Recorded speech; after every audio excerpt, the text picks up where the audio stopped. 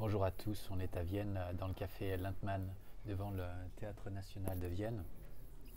Aujourd'hui on va parler du financement de BEA, donc les quatre différents pôles du financement de BEA. Donc la première partie c'est effectivement tout ce qui est lié aux cotisations, donc les cotisations pour les salariés c'est 12 euros par an, soit 1 euro par mois. Pour les demandeurs d'emploi et le RSA, eh bien, c'est 1 euro par an pour justement les aider à travers leur contribution à s'engager et en même temps pour que ça soit facile pour eux à mettre en place. Pour ce qui est des entreprises, eh bien, c'est 1 pour 1000 du chiffre d'affaires annuel ou le résultat net de l'année N-1 à leur choix. Donc ça représente des volumes qui sont plus que corrects, sachant qu'une entreprise qui va générer 100 000 euros de résultat net, on va lui demander une contribution à hauteur de 100 euros minimum. Voilà. C'est volontaire, ça permet à toutes les entreprises de pouvoir participer et d'aider au financement de BEA. Pour ce qui est des associations, on part également sur le ratio de 1 pour 1000, basé sur les cotisations annuelles de leurs membres. Une association qui va générer, allez, on va dire 19 membres à une cotisation de 100 euros par personne, ça fait un chiffre d'affaires de 1900 euros. 1 pour 1000, ça représente 1,90 € qu'on arrondit à 2 euros par an de cotisation. Donc ça c'est pour tout ce qui est lié aux cotisations. Le deuxième pôle, eh bien, c'est lié aux dons et aux subventions. Donc ça c'est à la discrétion des gens, des fondations et puis également des institutions qui peuvent nous soutenir, que ce soit en France ou à l'étranger. La troisième grand pôle de financement pour BEA, eh bien, c'est les emprunts selon les différents projets. Ça peut être des emprunts pour financer le développement d'un centre. Ça peut être le développement d'une formation. Ça peut être un établissement, une réhabilitation. Ça peut être un nouveau projet. Ça peut être la création également d'une usine sur des techniques qui seront habilitées par BEA et puis dans les règles de l'art et surtout avec des techniques novatrices.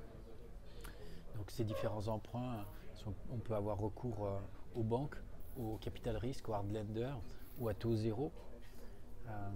Si on a effectivement des financiers qui vont prêter cet argent à taux zéro juste pour amorcer les différents projets. Donc ça, les emprunts, c'est donc la troisième catégorie et ça permet de financer des projets d'envergure plus importante. Et puis le quatrième point, c'est tout ce qui est lié à la valeur ajoutée que BEA va générer à travers ses royalties, ses dividendes sur les actions détenues dans des entreprises. À savoir que comme BEA va aider au développement et à la croissance d'entreprises également, grâce à ses concepts et ses développeurs, eh bien, les entreprises en retour vont offrir gracieusement, généreusement, 10% des bénéfices à travers des actions qui seront détenues par BEA directement sur les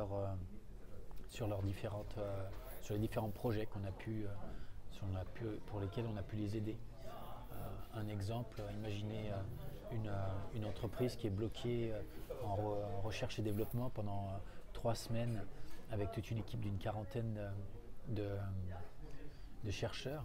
Eh bien, BEA, à travers ces différentes ressources, on va pouvoir appuyer les différents axes des recherches et aider l'entreprise sur ce projet-là.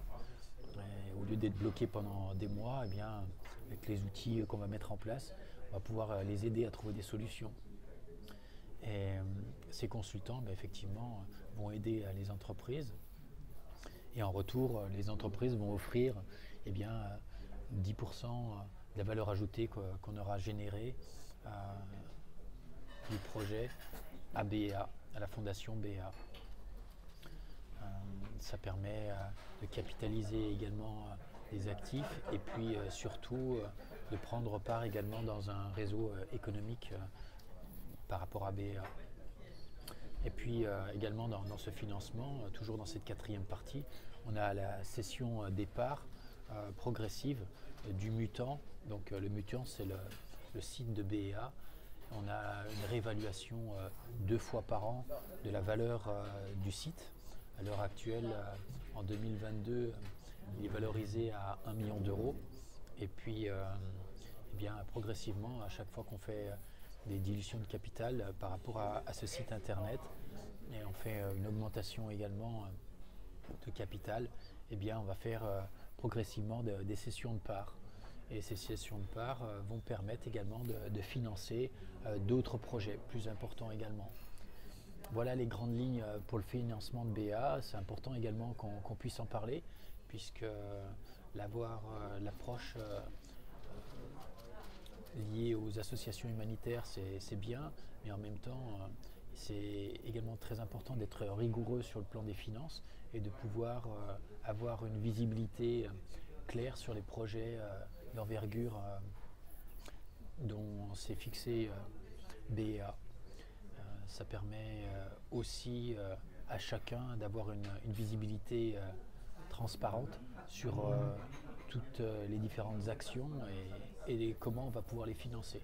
C'est obligé qu'à partir du moment où on a des projets qui sont conséquents, eh bien, qu'on puisse avoir un appui large, un éventail large des différents financements. Donc en synthèse, on a donc 4 sources de financement per BA, les cotisations, les dons, tout ce qui est lié aux emprunts, et puis tout ce qui est lié aux participations et aux royalties. Je vous remercie, c'est Gilbert Zanaria pour BA. À bientôt.